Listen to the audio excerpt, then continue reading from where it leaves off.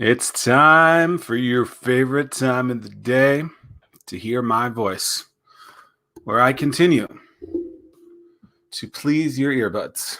Today, it's chapter 21, a blackjack edition of your favorite book and mine. Chapter 21, titled Repeatable, Searchable Content. Thanks for following along. Since the mid-2000s, social media platforms have been adopted by every generation, like probably literally every generation. Your grandma, your kids, your kids' kids, your kids' kids' kids' kids, grandma's grandma, everyone. They're built into almost every brand's awareness strategy. Even smartphones are built with social media platforms in mind, as these phone companies and their carriers want their users to spend as much time as possible on these devices. Creators of content, websites, and social media campaigns oftentimes don't understand how these social networks function, even if they build large, relevant brands on them. And if you're often creating a brand solely assuming that the technique that works today will still work for you in the future, or even worse, betting that social media outlets will continue to encourage your visitors to come back over and over without you having to do anything. Yes, with billions of people on social media, it's a great tool to use to grow your business and for your brand to be seen. But even you're playing in their sandbox and they know it. I mean, I get messages all the time. I didn't know that you posted that. Oh, well, that means that what I just said was exactly what I was saying. It's like, oh, I missed that. That's because things happen. Some of your best campaigns and posts may never be seen just a few days after they're posted for the first time. Your posts are quickly buried by the heaps of content from every single other person. Because of the way sites like Facebook, Twitter, and LinkedIn were developed, the content needs to be fresh and updated constantly. Social media sites don't index the same way that a website or a blog post would.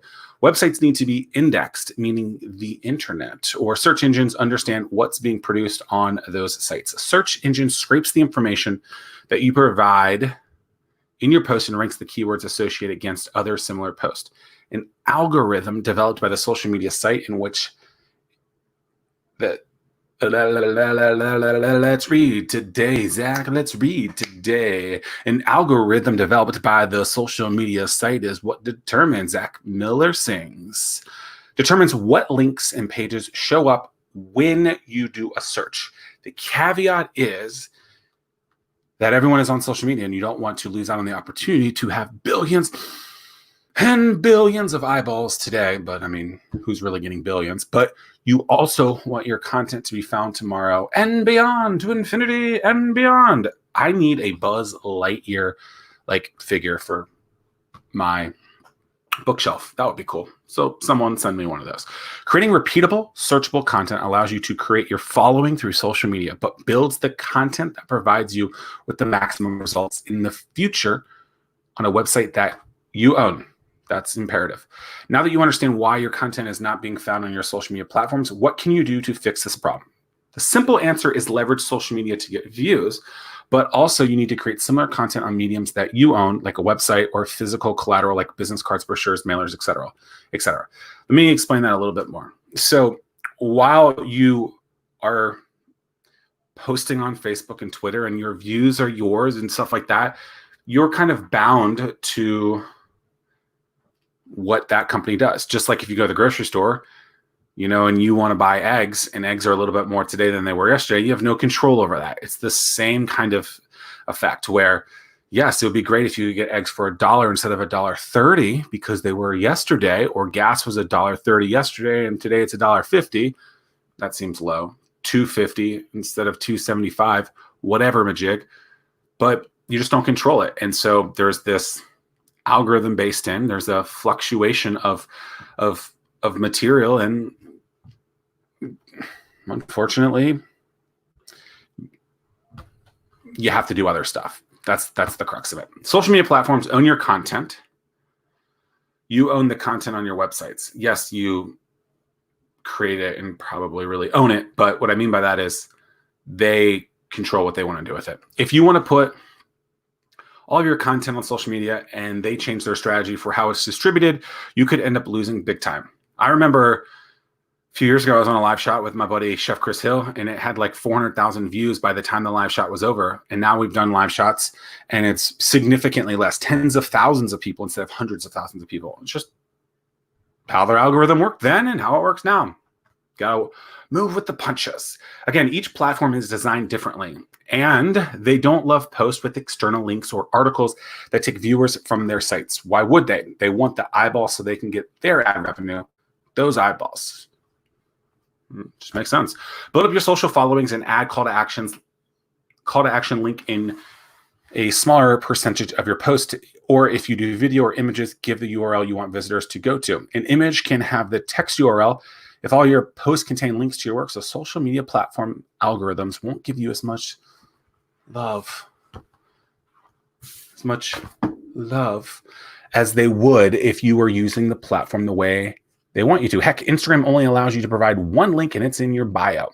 They want you to only post images and videos with the description of the hashtags. They make it difficult to get off their site. This is where having a maximized social profile is absolutely mesmerizing and crucial. Let's take a video you record on YouTube, Facebook, or LinkedIn.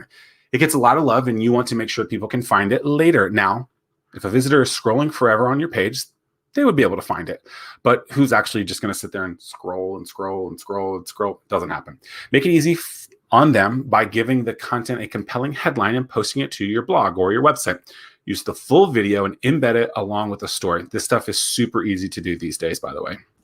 Add keywords so your visitor can search for this content, and they'll be directed to a site that you control. Again, that's the key, that you control. And it'll be more convenient for them since they won't have to go hunting it down. If you use the right keywords and headlines, it should be fairly easy for them to find that post in a search. Once they're on your site, make sure you have call to actions that will encourage them to get to step 2 of the sales funnel, where they provide you with their contact information.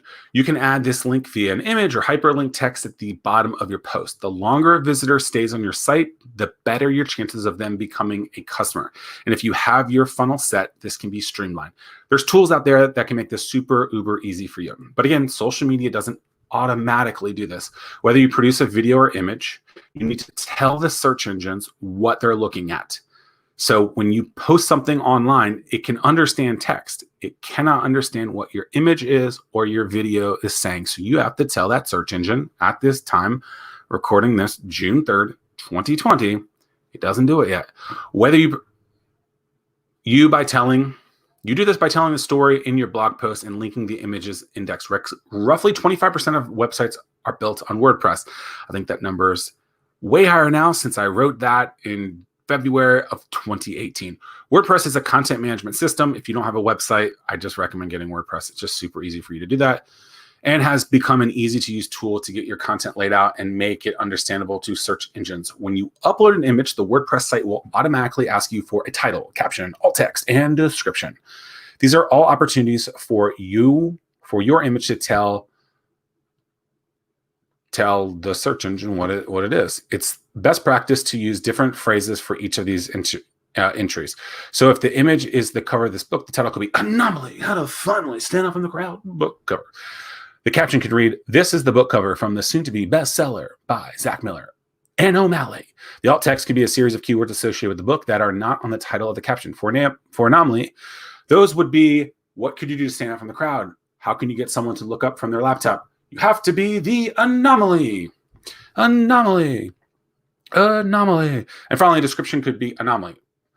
And finally, the description could be Anomaly provides. This is what's, I think, on the back of the book. Anomaly provides proven low cost and no cost solutions and easy to implement methods for business owners and marketing professionals to turn heads, be memorable, and become the anomaly. Rather than rambling about high level topics that turn out to be nothing more than a plethora of cliché, rah-rah phrases that are supposed to get people excited, award-winning businessman, that's me, hello, Zack Miller, shows readers what they can do today to grow themselves and their brand. Building a social media pantheon can be a huge opportunity in your journey to becoming an anomaly. But remember that social media is an always relevant tool that if you want your content and brand to be seen over and over into the future, create content that can be indexed and searched in search engines. Roadmap. This is the map of your road. If you have not yet, buy a website. The first one at GoDaddy is like $1. Buy it now. Literally just type GoDaddy $1 domains and you can get it for $1. Sign into your WordPress account. Get a WordPress account. Insert your content into the site and then download a plugin called Yoast SEO. That's Yoast SEO. Activate it and get your content to a green light stage. It'll all make sense once you see it. As always, thanks for listening. This has been Zack Miller. Follow me, subscribe everywhere at Zack Miller Says, and I will see you guys soon for chapter 22. Until next time, peace and pancakes. Chapter 21 is signing out. Bye-bye now. Bye-bye now.